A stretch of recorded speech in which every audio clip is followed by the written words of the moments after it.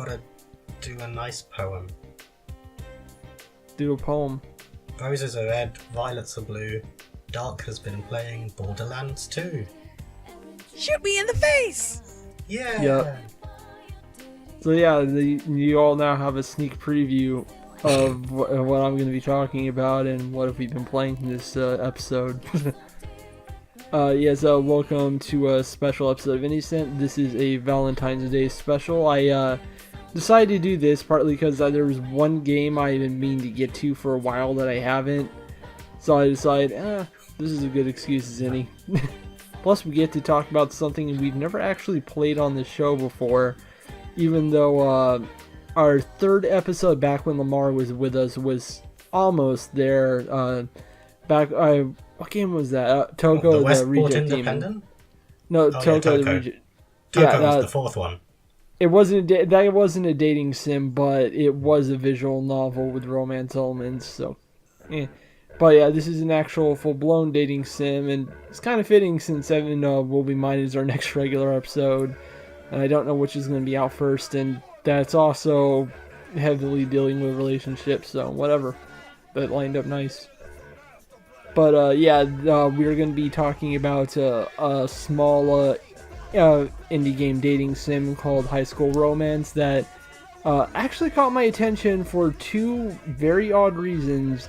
And another game I decided to just have us look at for the sake of having more to talk about this episode. It's something I want to talk about, Huuma Mina, which we will get into second. It is a game that is very much your brand. Oh, dark. I have stories to explain how I even came across that, but before we do that, let's just go ahead and get into what have you been playing. Oh, I'm sorry. Oh, maybe we should do some introductions first? Everyone knows this at this point because it's just the 4th of July getting back together. That's true. I'm Tama. Yes, you are. I'm sure hot. you are. Anyways, who wants to start us off? I'll start us off. Go for it. Okay, so recently my husband got a couple of games for the Switch for his birthday, and one of them was a game that I'm surprised he asked for because he's not usually into the genre. It's called Moonlighter. It's an indie game. It's basically what if Racketeer but not Weeb. Yeah, I heard about it. I heard that it basically trades out the focus on the item shop management for the focus on dungeon exploring. I'd say it's a little more balanced than Racketeer. Racketeer, the dungeon crawling part is very simple and basic, and more the focus is on the shop management, the story.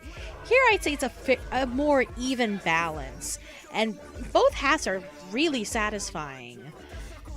I mean, speaking as someone who plays dungeon crawlers on the regular, because I am one of those sad people who likes the PS Vita, and that's like half of the games that came out on the Vita.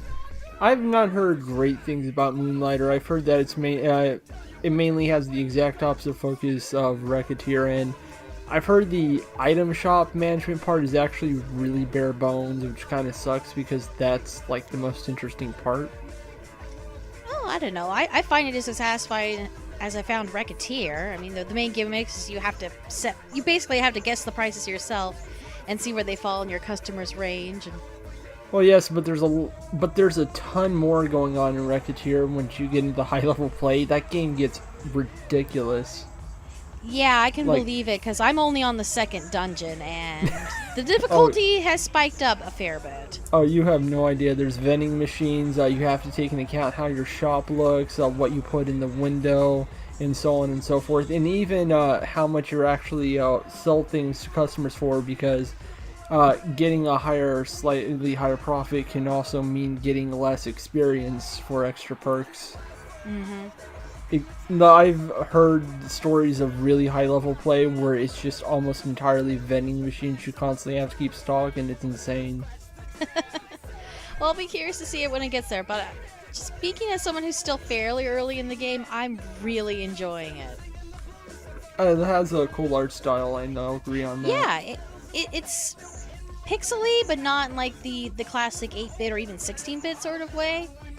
It's a nice change from the Vita dungeon crawlers, which are all, the same over-designed anime girl crap. Yeah, I've seen. Was it Code Princess that had the main heroine? No, that's a beat 'em up. Oh no, okay. Then what's the one I'm thinking of that has the main heroine that's a dungeon crawler who's basically wearing nothing?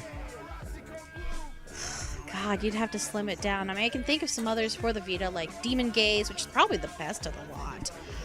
Stuff like Dungeon Traveler and other various obscure things that are honestly mediocre at best. This one kind of sticks out to me because that character actually appeared in an indie fighting game alongside a lot of other Japanese characters no one's never heard of. Oh, and also Shovel Knight and Isaac from The Binding of Isaac somehow. Oh, they show up in, what was it, Dengeki Bunko? Yeah, I think that's it. Oh. If I looked it up, I'd probably know what you were talking about. I just don't know it offhand. Yeah, if I remember, that game also had, like, the fishing girl from that one series. Yeah, Umahara. Yeah, that's it. I think I'm remembering that right. Yeah, I know the platformers. What a weird fighting game to exist. Yep. That's PlayStation Vita. Actually, no, that one was like a PC release, I think. I thought it got ported to the Vita. It wouldn't surprise me. It might have. I wouldn't be surprised if it is on the Vita. Then again, I'd actually kind of be surprised if anything comes out on the Vita at this point, other than indie games. Yeah, pretty much. It has entered its twilight days. So, yeah, Moonlighter. Good game. Go play it. Anything else? That's it for the moment. Alright, let's let Elma go. And I forgot to bring the timer, so I'm just watching the clock on my computer. Sorry about that. I'm Tama.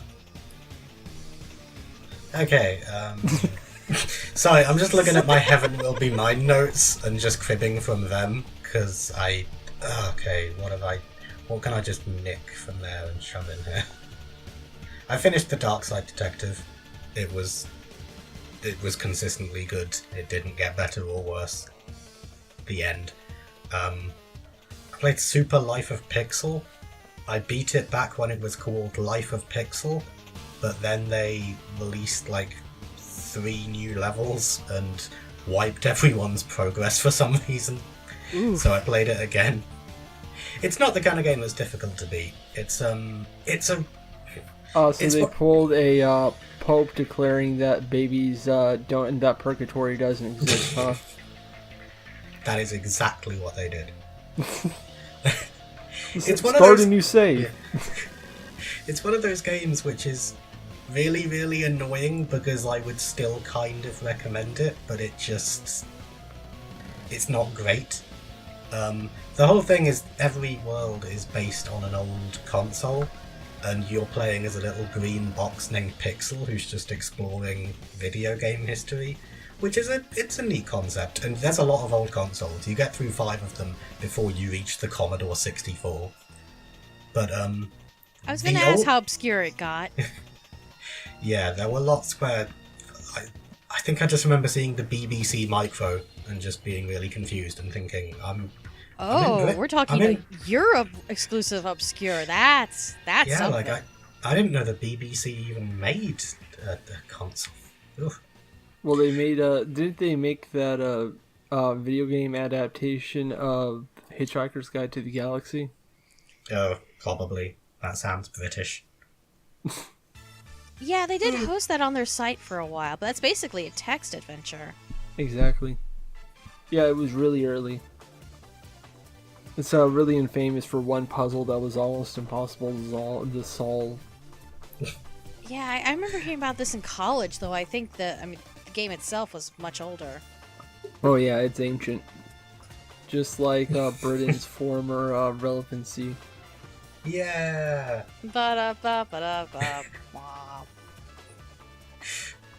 I don't want to date the episode badly, but like just before we popped on to record, I was on Twitter, and it's like, we have plans to airlift the Queen out of Britain in case of post-Brexit riots. And I'm just like, yeah, just having a fucking normal one again. That's where we've gotten to.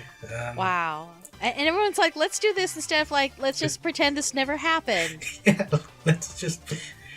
That's the British way. Pretend it never happened. That's Like pretty much- colonialism. Yeah, just like Winston Churchill. No, he was a great guy. He never said racist things.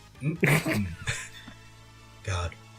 Speaking of really stupid stuff, that's a bad intro because this is a story about really stupid stuff, but it's a game I liked because it's Mirror's Edge Catalyst. I finished it. It's sorry. good. Oh, the sequel. Yeah, I liked it. I'm sorry. It was definitely better than the first one, and I liked the first one. You liked yeah, it I more just- than the actual studio releasing it did. Yeah.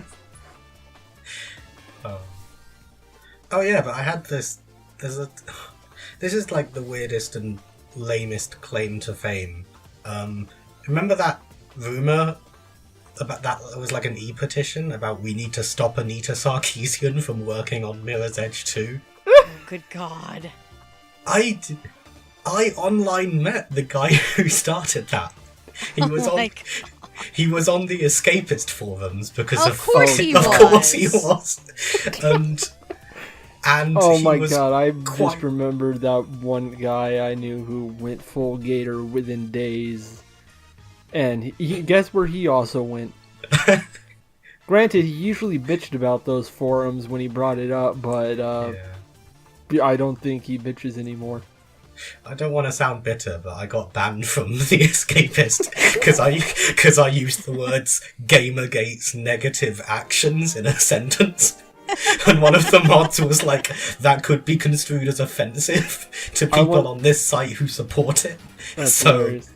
I once God. I once got reprimanded on the Anime's News Network forums when I was trying to explain to a bigot why the T word is a slur. So because Wow. apparently I was being hostile. My one's funnier because this guy's really stupid. Have you seen the Anime News Network CEO? Have you seen the shitty tweets? No, Yes. but I do know that the N stands for Nazi. He's not a Nazi. He is a He's just a libertarian. dumbass. Yeah. The ultimate libertarian, and I'm honestly amazed how constantly stupid he is to the point that even his own staff have to go like, no, stop that. Stop that. We have no influence on the decisions he makes. Dear God, what are you doing? Anyways, Yeah. continue on. We got distracted. Oh yeah, remember when Mirror's Edge Catalyst was called Mirror's Edge 2? Because yeah, this No. guy, he wavered back and forth between, oh, it was really ages ago that I said Anita Sarkeesian did that, you should stop bringing it up, it's really mean. But every once in a while he would bring up how he still believed it. And his source was literally a guy on 4chan told him. Oh my god. And like, I'm not exaggerating when I say he's the stupidest person I've ever seen on the internet. I did eventually get him banned just because everyone else ignored him and I would wind him up. But I don't within the know. We need rules. to be careful about saying stupidest person we've seen on the internet because I mean, have you That's a looked tough at contest. have you looked at the third-party options for the presidential race? He wasn't the worst person on the internet, just the most stupid. That's still quite bad. But yeah, there was a bit when like EA and Anita Sarkeesian both separately confirmed, no, I have nothing to do with this game. What are you all getting so upset about? But then like a month later, they said, hey, we got a new name for Mirror's Edge 2. It's going to be called Mirror's Edge Catalyst. And this guy went like, ooh, interesting how they confirmed that Anita wasn't working on Mirror's Edge 2. But now, Oh they've my gone God. and changed. Oh, God. This was my favourite bit, and it's great because it involves British history, not the racist kind. Have you- Now, you know it's all racist. Yeah, there's British history without the racism is basically one story, and it's about football. Have No, either of that's definitely racist. you- have either of you heard of Hillsborough? No. It was it was genuinely like, okay, here's a short history lesson for Britain. This was a massive deal over here, and it still is. The Hillsborough Stadium crush. Yeah, Hillsborough Stadium. Of course it had something to do with soccer. Yes. Yeah. 1989, Sheffield Wednesday against Liverpool. There was this stadium that was the Hillsborough Stadium, which was just packed, and the police were there to keep things safe and make sure it didn't get overcrowded, but they did not do that, and it got overcrowded, and one of the stands collapsed, and I don't want to make too much of a joke about it, because 96 people died, and afterwards there were all these stories in the papers about, like, it's the Liverpool fans, they were drunk and they were really rowdy and they were starting trouble and they were looting bodies and they were throwing things at the police and they were throwing things at the medics who came to help. And it turned out that the police and some British newspapers had actually just worked together to push those stories out to try and hide that it was their fault that the stadium collapsed. So it was this massive deal, and there was this huge inquiry, and it's still a huge deal in Britain today. If you're walking around Liverpool and you're holding a copy of The Sun, you will get the shit kicked out of you. And you'll totally deserve it, because you're holding a copy of The Sun. But I bring this up just because at one point it was the only time somebody else even interacted with this guy on The Escapist. He just went, I got to ask, seriously, what makes you think Anita Sarkeesian is working on this game? And with no context, this guy just replied with a Wikipedia link to the Hillsborough disaster. and someone went, I'm sorry, could you explain that? And he went, well, I'm just saying, it wouldn't be the first time the media lied, would it? Well, what? That's... oh my god. I miss him so much. I wish I hadn't got him banned. I don't get the internet. I bet the guy has fans, and when I say that Half-Life 2 sucks, I get about 100 gamers calling me the R word. I think I might need to lie down after that. Oh, I started and finished Ink. That's it. I did that today while I was waiting for the podcast. I should also mention that I did not say that Half-Life 2 sucks. I said that Half-Life 2 player-centric design is a symptom and probably the biggest example of how that design focused has created an entire culture of self-loathing, angry, violent people who lash out at minorities for no reason whatsoever other than their consumer identity is threatened in some unspecific way. I don't think there's anything there that a Half-Life fan could get upset about. Of course not. Also, that guy I mentioned before was a huge fan of Half-Life 2 and was really mad when people didn't like it. Video games. Hunt down the Freeman. So good.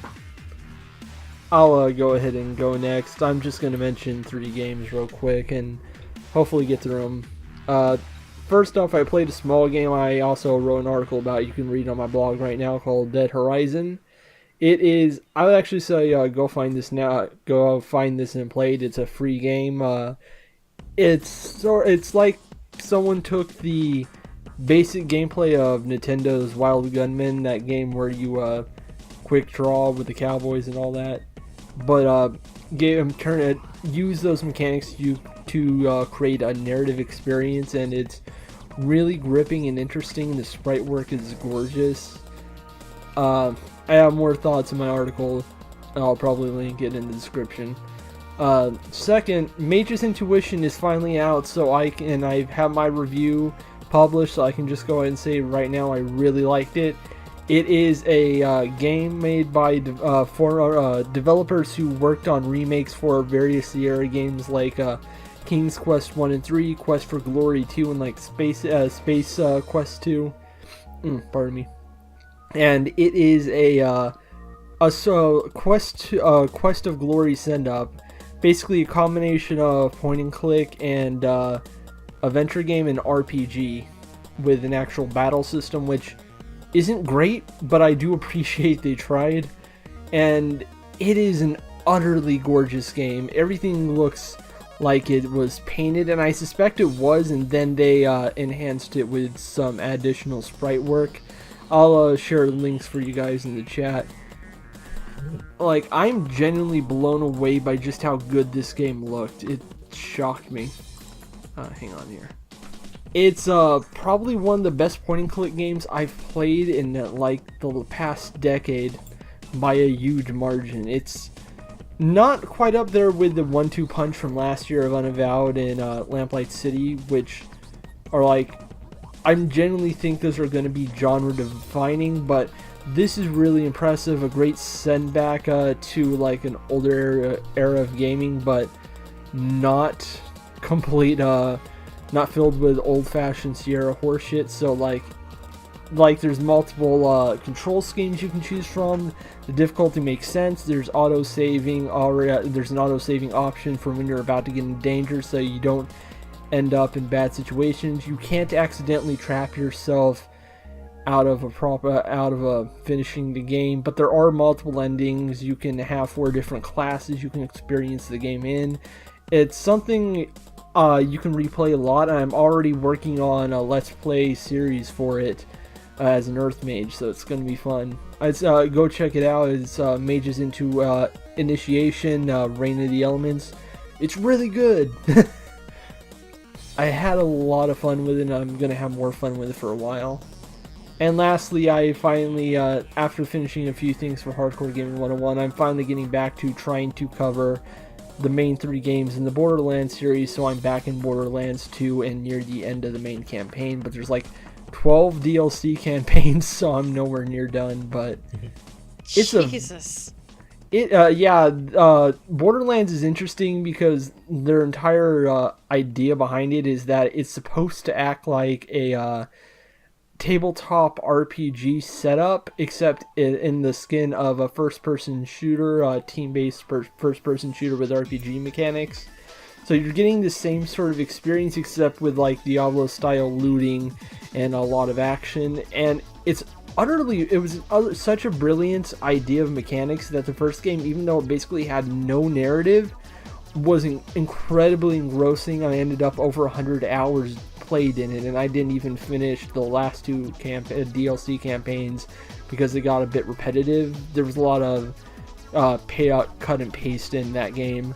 Borderlands 2 is way better. There's way more mission variety. A lot of the dialogue is, the story is actually very good, but the dialogue is very mixed. Like, on one hand, you get a lot of funny lines from a lot of characters, a lot of relatable situations, but on the other, but then you have stuff like the writer of the game getting his sister to voice a character named Tiny Tina, who might be one of the worst video game characters ever created.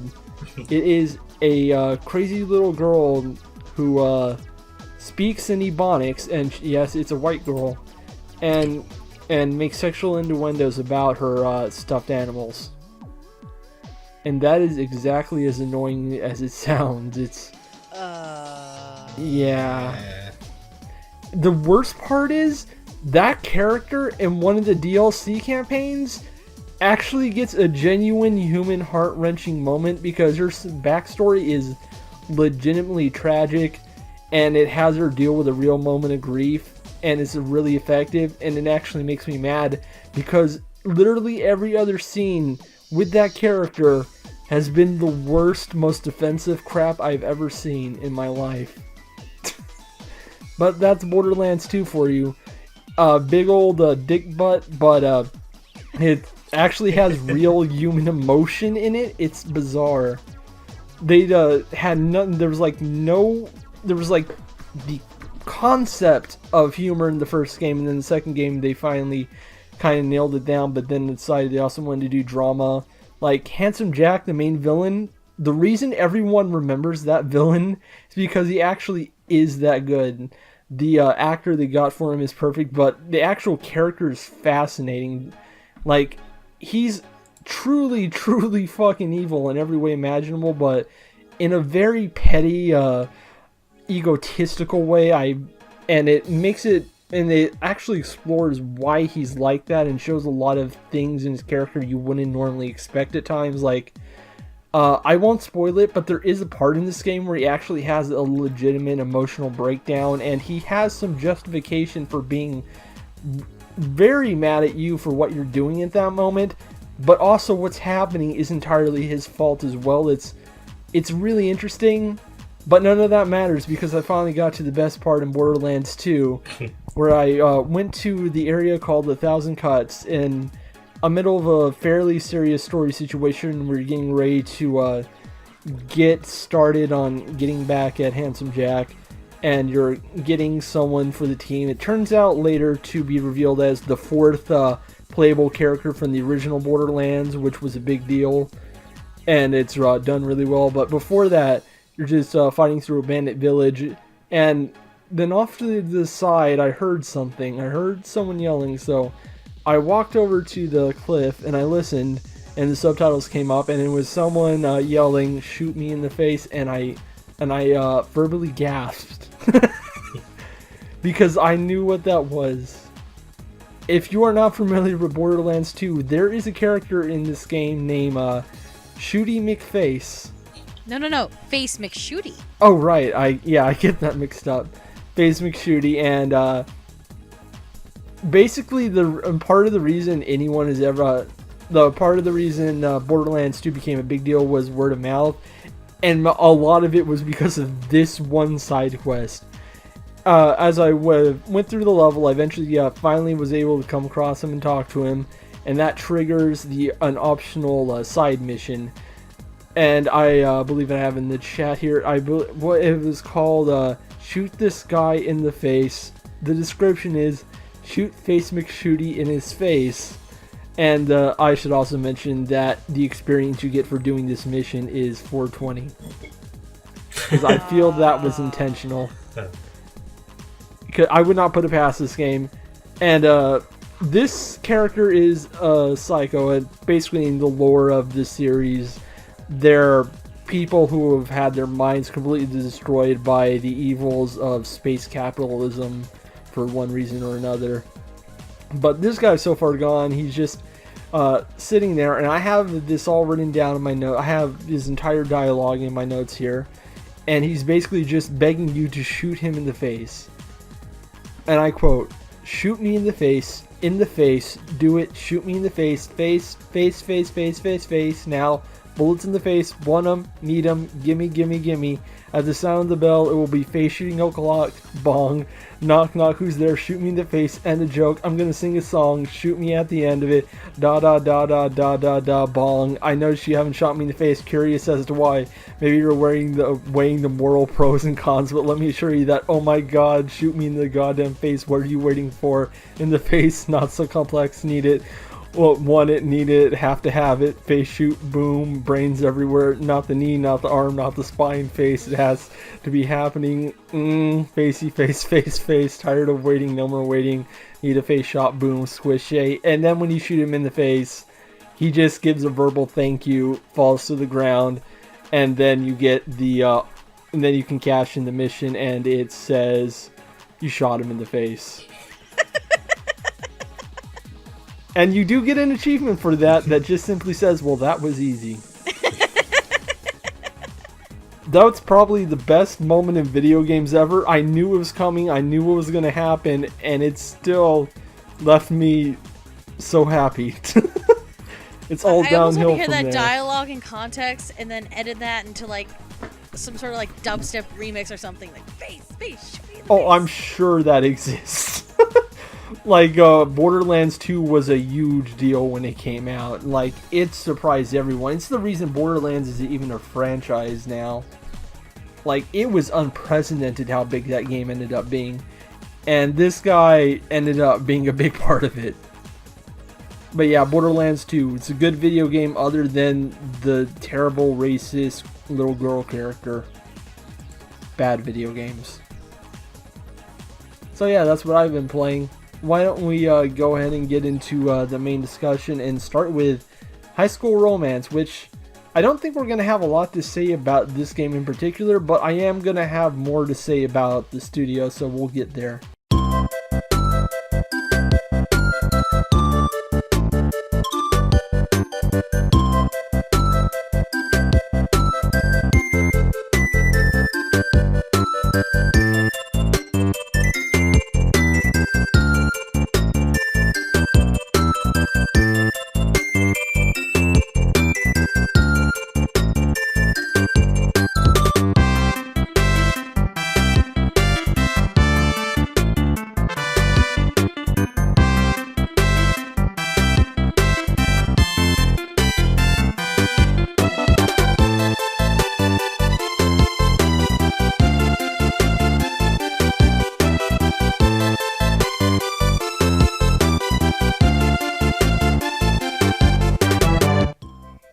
I have to say, even for a dating sim, it's pretty basic.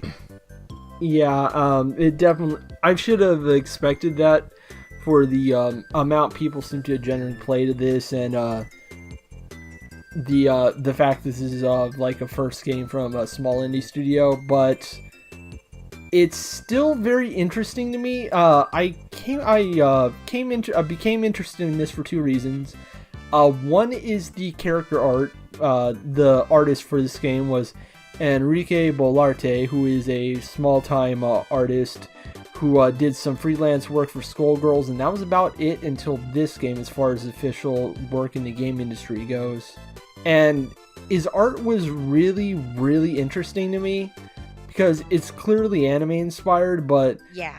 it's not really anime because it has a lot of round features, like especially around the noses. There's some variety in body shapes I'm not used to seeing. The coloring is really lively. It has sort of a mixture of quality of a Western art style and an Eastern art style. Yeah, it feels like something I've seen a lot in like fan art, like the kind you see from various social medias, but not a style you can necessarily put your finger on beyond anime influence. So yeah. Yeah, and the other reason this caught my attention is because there was a bit of talk when this first came out of mentioning like apparently people thought this game explored like gender identity. It doesn't, but I do see why that talk ended up being around, because it does come up in the game in a way I wasn't expecting. And I think we buried the lead on this game and actually the game itself buried the lead because it doesn't mention in the title that the entire premise is that a guy has to wear girls' clothes and pretend to be a girl to go to school. Yeah, the plot goes, this guy named Shoji shows up at the school his mother attended. Oops, they went all girls in the meantime, and she checked F instead of M on the application. But they're, of course, mysteriously traveling far, far away, so you can't just go to another school. Like, oh, well, the headmaster's like, oh, we'll just dress you up like a girl. It'll be perfectly fine. Yeah, that's basically it. And you have 3 different routes you can go after. And I've listed them as following: Hoshi, aka the coward route. Leah, the route that Tom would like. You don't know who Elmo, do you know Tom? I don't think so. He was with us for Infinite Rainy Day when that was still around in Heavy Storms. We did a podcast together about the Silver Case. Lee's the type of girl in one of these games that Tom would be very interested in, I think. And the last one is Selena, clearly the best route because it's the one that still ends with on-screen cross-dressing. Because, I mean, why would you make a game like this and not end each one with some form of cross-dressing? What are you even doing? Yeah, I ended up only doing Hoshi's route because I admit I'm not a big dating sim or visual novel person. It's not even that I object to the genre, it's just, it's not my thing. Oh, I understand. It's not really my thing either. This is one of my rare forays into the genre. Very rare, because I usually, when I do this, it's usually mixed in with a small part of a much bigger game like Mass Effect or Persona or something. Yeah, so I did Hoshi's route, and yeah, it's fairly safe and sweet. Except for the part where she gets drunk and starts slurring. Yeah. The writing of her slurred words is actually really good. They got basically the entire beat of it down. I read it perfectly. But that was the only good part of her route, because, yeah, she's a very, very boring character. Traditional, perfect Japanese woman, stereotypical kind of thing. Submissive, quiet, so forth. Studious. Selena is more interesting because she's into the cross-dressing. Like, even the little bit I saw of her is like, this is her kink. She is into this. Yeah, her route ends with with it turning out that she still has Shoji cross-dress a lot for her own enjoyment, which is great. Yeah, I'm not surprised. she is an athlete. She handles. She's in track, and she's very aggressive. And what I like best about her is that when drama happens, she clearly doesn't care. Not at all. She's just very loud and says what she wants. And even when I was doing the Hoshi route and the argument came up, what normally happens is when I was doing Selena route, Hoshi is upset because you broke away from the usual eating with her at lunch to eat with Selena because Selena wanted to for just one day. And Selena doesn't really see that she did anything wrong nor cares much.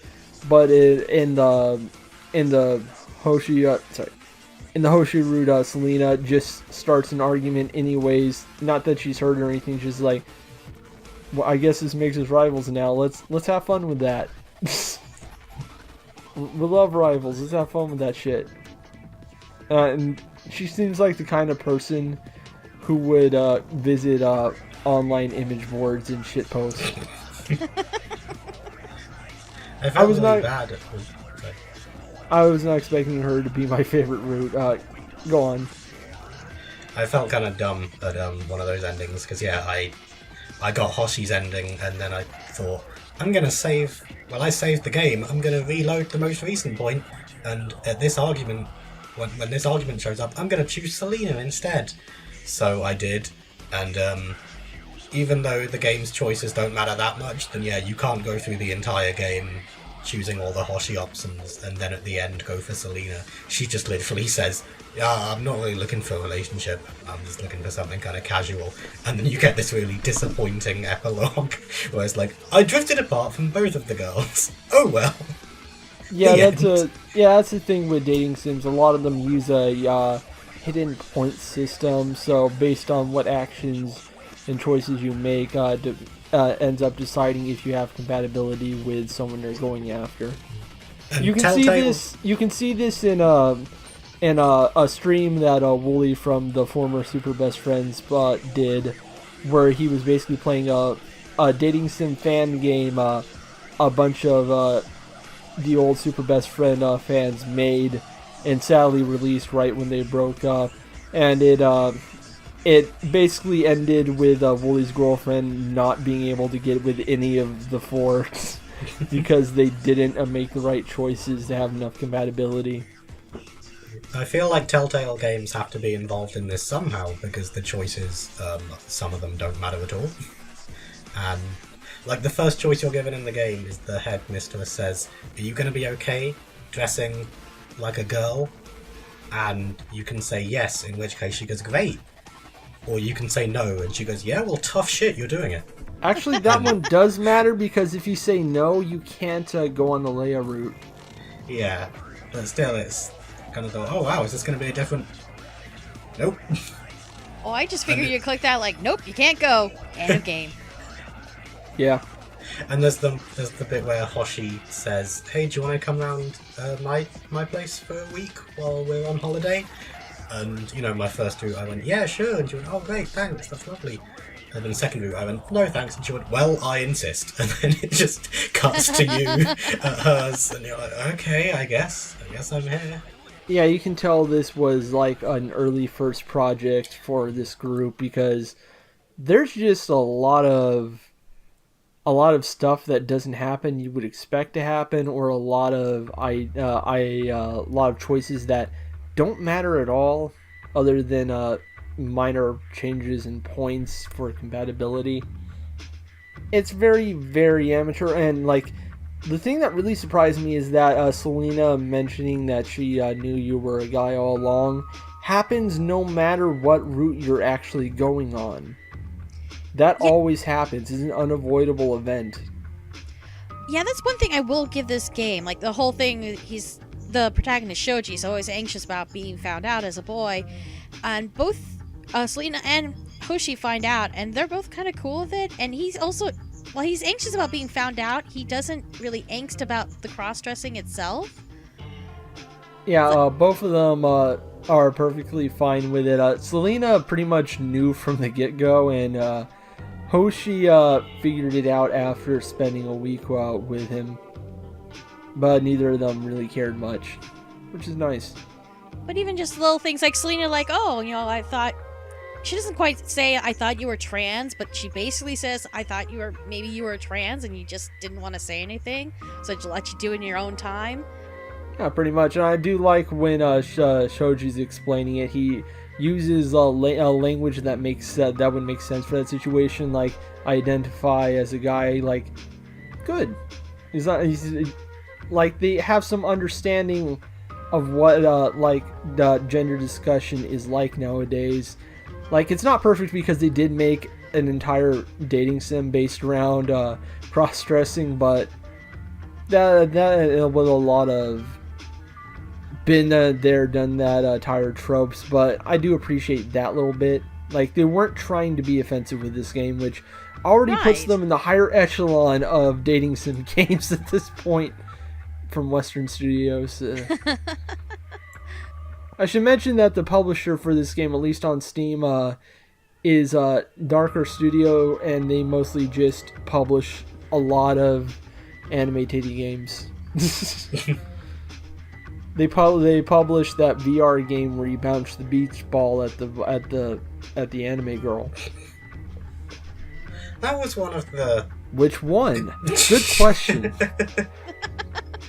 It wasn't like an off-putting thing about the game, but just the fact that within the first 10 minutes or so, it's like, there's this boy, and he accidentally enrolls in an all-girls school, and the headmistress is like, well, you're gonna have to dress up like a girl, and maybe I'll even come shopping with you, help you pick up some nice lingerie and a nice skirt to wear.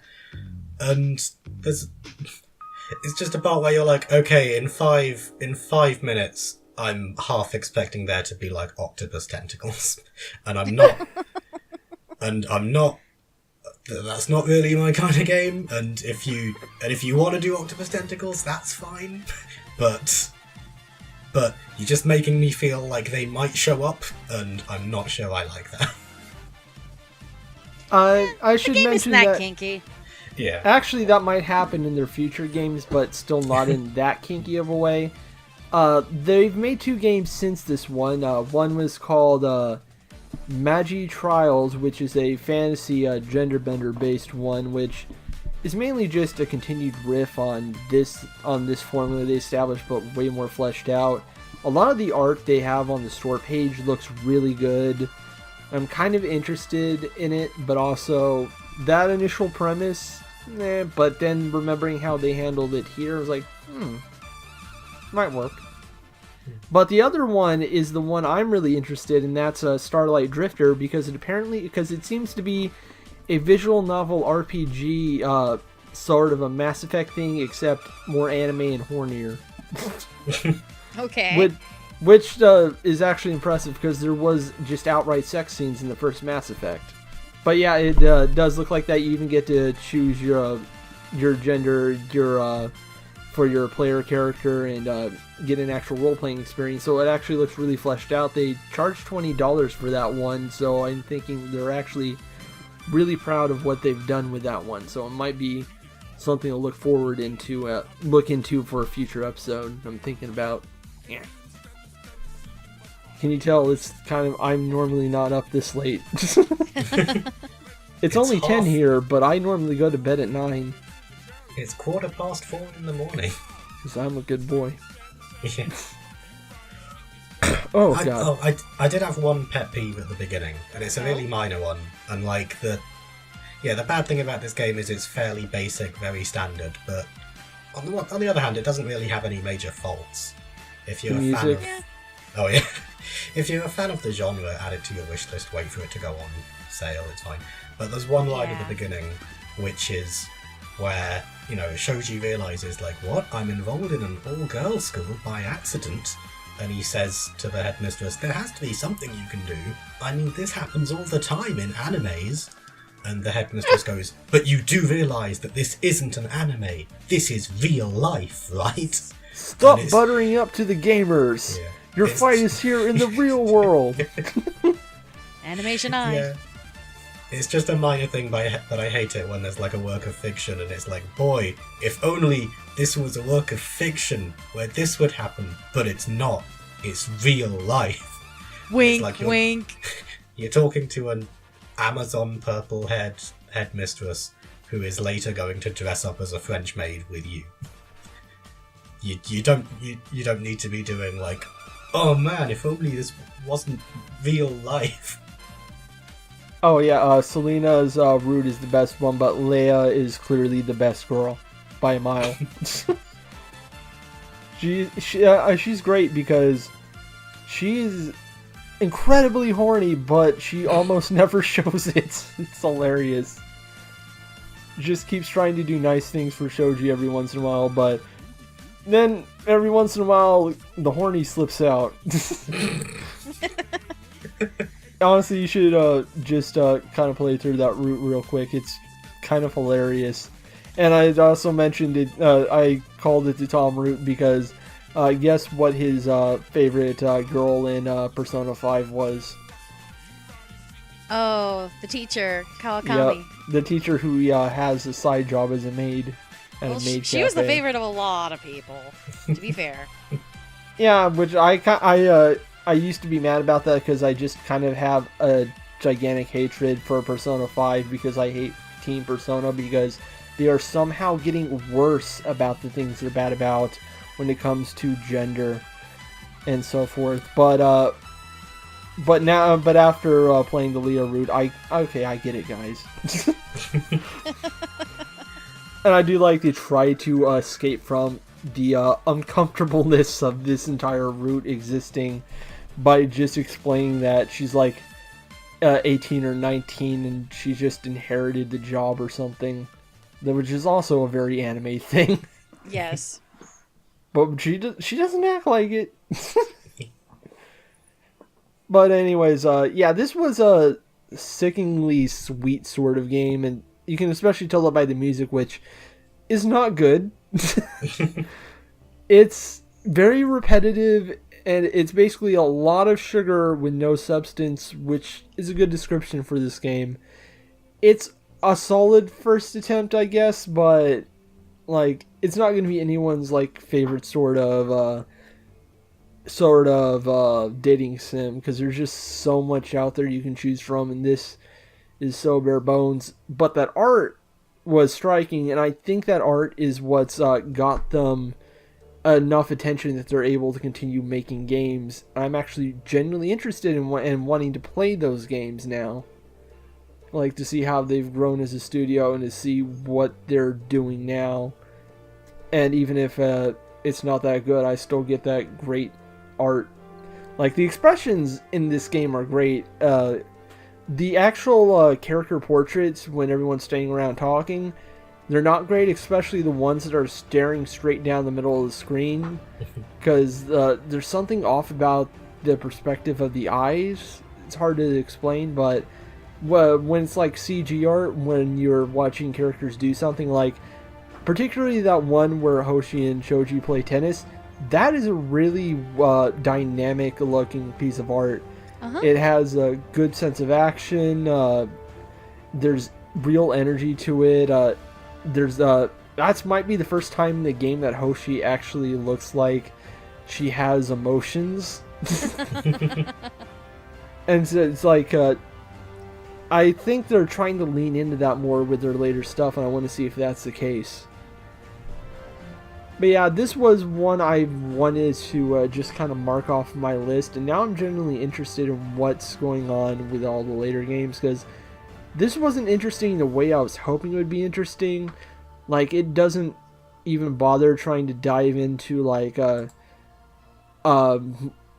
gender and stuff like that, but it's also not offensive. It's trying to be something enjoyable for people to experience, and it never gets too gross. It's just eh. Yeah, pretty much. I read 2 reviews of it on the store page. I read a positive one and a negative one, and I kind of just agree with them both. because there was a positive one that was like 7 paragraphs long, and they went into lots of detail about like weighing up, the characters and their personalities and the design and the writing and the art and the music. There's a lot of stuff that could use some work, but those are always the most obnoxious reviews on Steam, especially when they actually divide each paragraph into a different point. Yeah. You're leaving a review on Steam. Come on, guys. But yeah, there was a very detailed one that was like, but on the whole, weighing up all the positives and all the negatives, I think I can just about recommend this game. It's nothing spectacular, but it's alright. And then there was a negative review that just went, I spent $15 on this, and it was 2 hours, and the writing wasn't even good. And that was it. And I thought, that guy got straight to the point, and I like that. But I also agree that, it's not bad. I don't dislike that. Just wait for it to get on sale like for $5, and that'd be about maybe right. Try one of the later games they did, especially. It's not $15 anymore. I think it has to be significantly cheaper because Magi Trials is like only $10 or $11 when I looked at it. No, I paid full price for it. No, I'm talking about Magi Trials, the second one they did. I can't open Steam right now because I'm worried that might crash my connection. But I think it's went down in price since it first released. I would say this is like a $5 or less purchase. But I can understand if you want to pass on it. Maybe look into the other games they made. Yeah. It's fine. I will find a more interesting dating sim next year, I'm certain. There's so many. And so many of them are horny.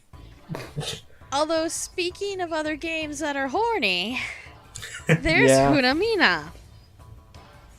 Yeah. Where you are a bondage ninja who fights people to save your girlfriend. Yeah. Which means it basically has the same plot as Bayonetta 2. Actually, yeah.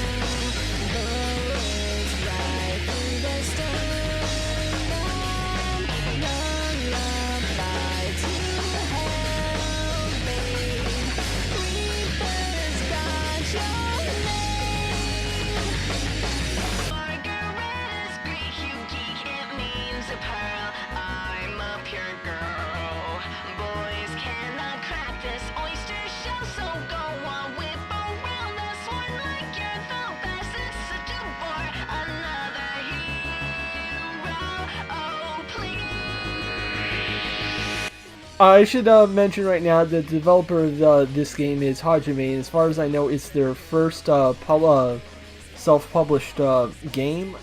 I've followed them for a while now because I came across them once on Steam with a different game, their second game, Cinderella Escape, which is a very, very bizarre puzzle game where you are Cinderella trapped in a dungeon.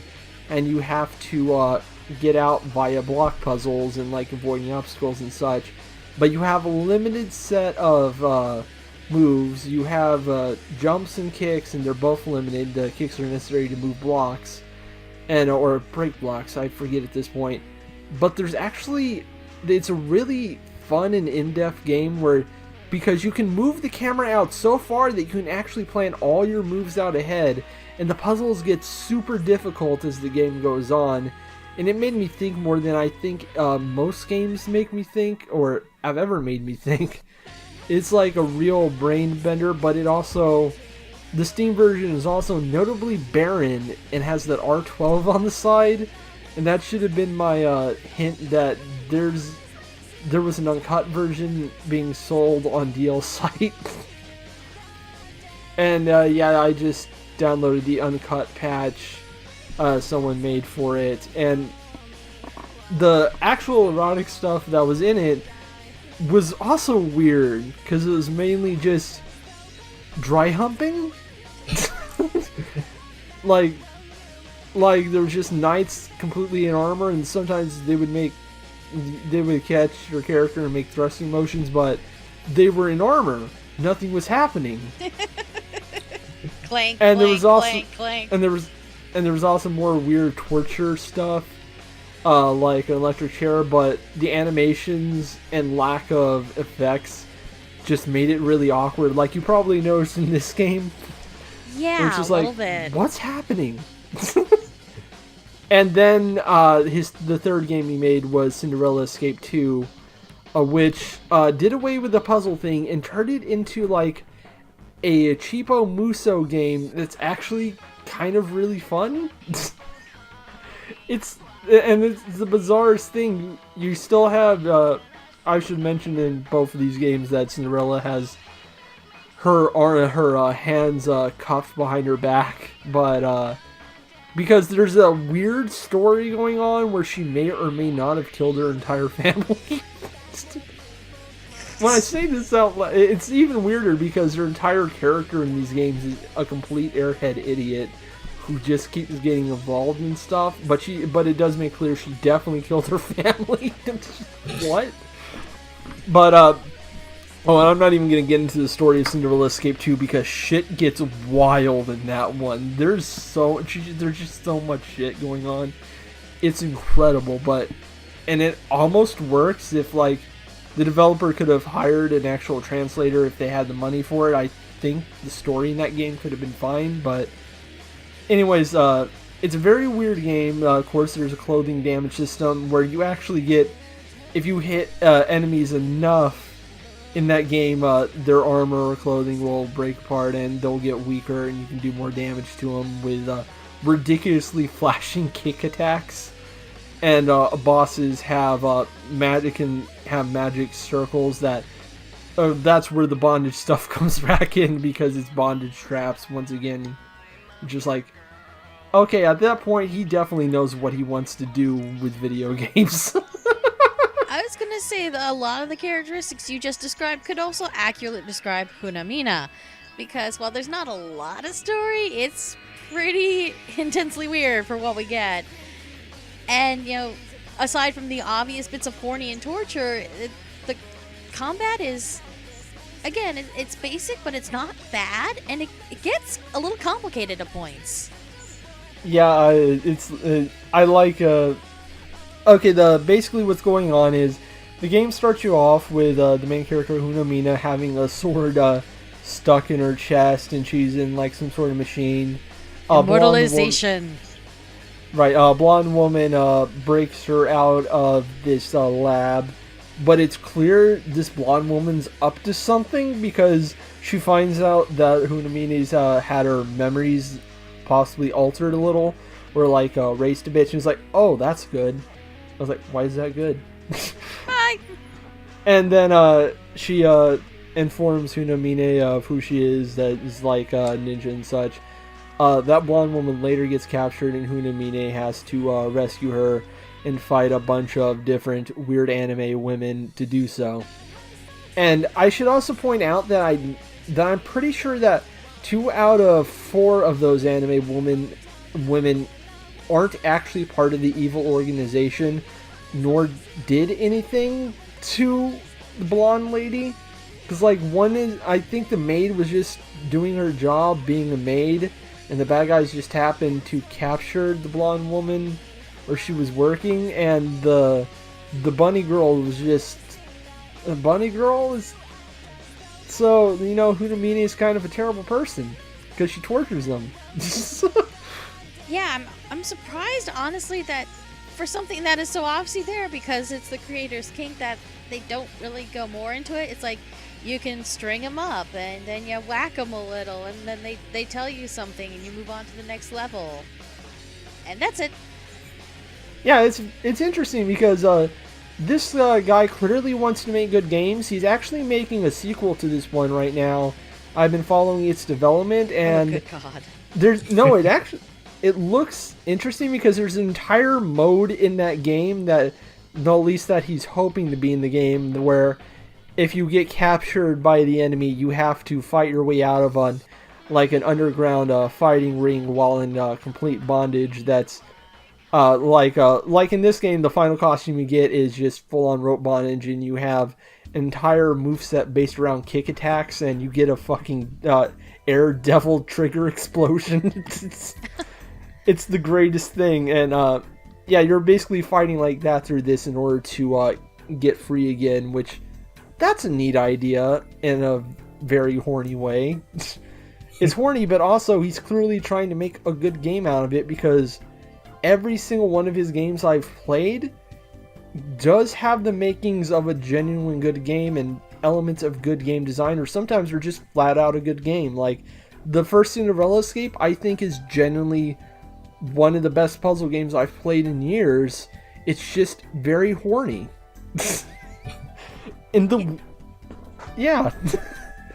Yeah, in a weird way, I was kind of impressed with the combat. Like, as it goes on, there is a little bit of strategy involved. Like, and some of the enemies are generally difficult, like those goddamn bazooka bunny girls. And the bondage girls with their scissor kicks that'll just juggle you if you can't get out. I figured out on the second playthrough that for the bunny girls with bazookas, if you hide behind a wall or some boxes, you can eventually time out when they're doing their shots, and eventually get in and combo them before they do it again. And of course, for the like scissor kicks and stuff and the axe girls, you can just use the dodge. The dodge button is god in this game. I never actually did figure out the dodge button. I basically just kind of did a serpentine sort of move, and that seemed to work most of the time. Oh, I went into, checked out what the default controls were and changed it in keys I needed. For me, it was WASD for movement, J, K, L, and I for the attacks? The main buttons. The main buttons like dodge, block, attack, and so forth. There was a block button? Yeah, I'm surprised too. Actually, I might be... Yeah, there was a block button. Damn it! Jump was the space bar, and arrow keys for camera, since I didn't have to move the camera that often. Because the sync camera system is fairly good in this game, but sometimes you do want to control the camera so you can see things probably hidden away. Like in the third level, if you want to get to find one of the secret outfits, you do have to use the camera to find an area you can fall down safely, for example. I want to check, was I the only one who didn't realise there was a jump button until you get to level 3, and then the game is like, hey, platforming, and then it never comes up again?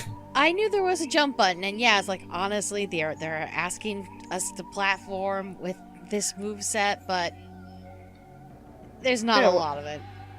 Yeah, and it's fairly easy. I just clicked config when you get the startup for the game, and set my and bind my key options there. And I've learned to do that with most every PC game I play these days, especially indie ones, because sometimes the buttons that are default are insane.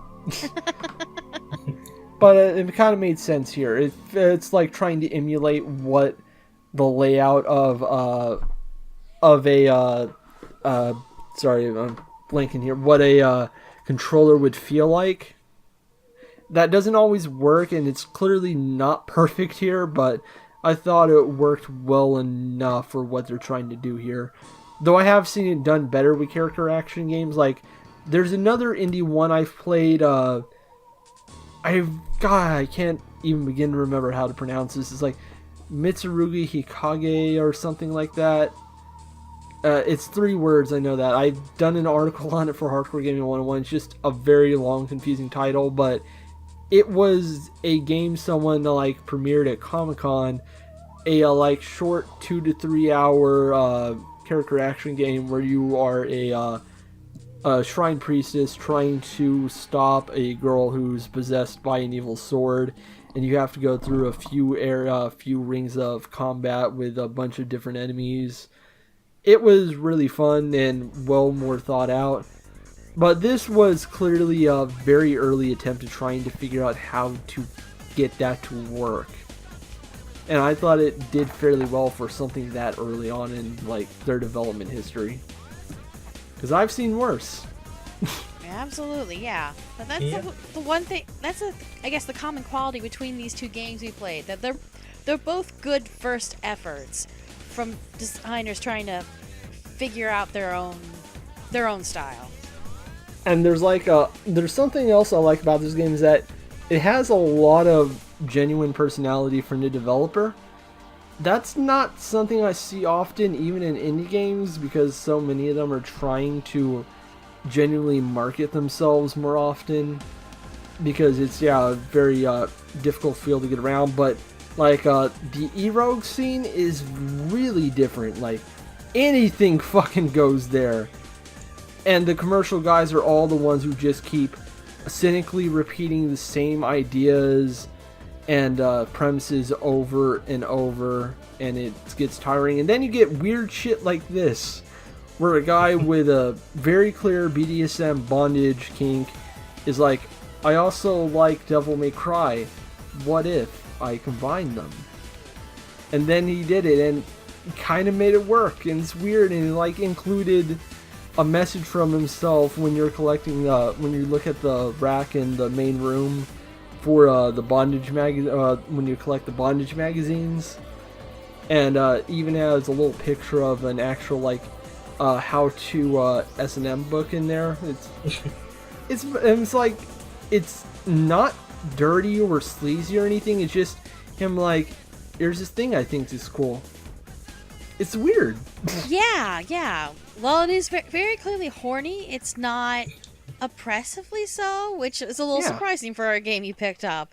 Because when you pick out like these indie things from like Pixiv artists, they tend to go a little more in on the horny. Yeah, but they kind of have to, because I get what the idea is.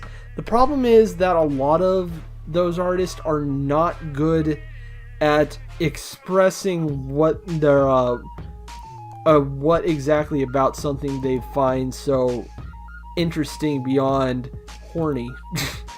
And I kind of like what this guy is trying to do. Like, he's trying to like try to do things with this thing he really likes mechanically that isn't horny, or like he gets, or like try to express why he thinks this is interesting through mechanical play. It's very odd. Like, the weird BDSM torture minigame you have to do in this game isn't dirty, it's just awkward and weird, but you kind of get where he's going with it, and you're like, huh? Yeah. Like, until the end, when there's no ending, and you just have all these women in a room, and you can torture them forever. Yeah. Well, there is that one last level where you are in complete bondage and slowly move across a maze to get to the end, where it's like a flashback when you're being experimented on at the lab, and if an enemy catches you, they just funnel your boobs until you kick them off. Yeah, that's the kind of thing. It's just like, it's not really a porn game by any stretch of the imagination, but I'm not sure it wants to be, or if it does and just doesn't know how. I just think like the guy's just like, I like the thing, here it is, do you like it? I kind of like how he gets better at expressing, because like in Cinderella Escape, he actually ties the bondage theme into the story in a clever way, because the character is in a dungeon, and the story is dealing entirely with the possibility that this character has done some sort of horrific crime. And when you get to the sequel, where it's much more tongue-in-cheek and ridiculous and goes full fucking anime, it's still using that same motif to like express that this character can't escape from what she's done, but also mirroring her against other characters who think the same way, or like mirroring her against the main antagonist, who does also, of course, have a bondage attack, but it makes sense in that case because he's literally trying to like rob people of their freedom for his own interests. That it's like weird. Like, there's thought into this, but then there's also just a lot of indulgence. It kind of reminds me of like what if Suda 51 was 90% horny instead of 40% horny. I guess that's the best way to put it. Like, it's that sort of sensibility. And I like it when developers just do whatever the fuck they want. And if you like it, that's cool. I should also mention this person does have a Patreon. I'll go ahead and link it in the description. Fuck it. And I should mention if you ever think about playing their games, you can play them without seeing the pornographic stuff, but like there is nudity content. Like he later patched into the Cinderella Escape 2, I know for sure, patched in some nude costumes, but like that's about it. It's just weird stuff. It's not going to be for everyone. I totally understand if you don't want to play anything this person's ever made, but I'll throw them out there. Maybe you'll get a story out of it. Yeah. I should mention that I've actually managed to write about 3 of his games now for Hardcore Gaming 101. Because when I first played Cinderella Escape, I went to my Kurt, my editor, and was like, "This is the weirdest shit. Please let me talk about it." And he's let me for 3 times now, and I'm definitely sure I'm not going to be able to do that for Huuma Mina 2, and I'm not even going to try. But if those articles actually got some interest in this guy's games, I'm glad, because I'd rather highlight more weird shit like this than whatever soulless garbage is getting vomited out by the big publishers these days. Because I mean, yes, this is horny, but is there anything wrong with horny as long as you're like not being a gross, disgusting freak about it? No, not at all. No. Like, as long as like there's no misogyny here. It's weird. It's just like, I like woman in bondage. That's it. I've gotten into the bad habit of like comparing games by being like, oh, it's like this meets that. And I was trying to do that with Huuma Mina, and all I got was, it's like Oni-chan Bara mixed with... And then I had to think for a minute, and then I just went, Oni-chan Bara. It's just... I kind of see it, like, but like Oni-chan Baro is genuinely a gross franchise. Like, I kind of want to take a shower whenever I look at that sort of game. Same with Senran Kagura. Like, they go a bit too horny. Like, they cross the horny threshold significantly. And also, Oni-chan Baro clearly doesn't give a shit most of the time. They fart those games out, and they do not care at all about boss design or anything. But, like, this is one guy. This is entirely one guy. He's trying... He even included in Cinderella Escape 2 an entire music video he animated in, like, I think Miku Miku Dance. And it was actually pretty good and made sense from the... like, with the character, but he only took it out because he didn't realize that's the software he used didn't let him free use for, like, commercial projects. It's like, it's just one guy doing all this weird shit. I respect that.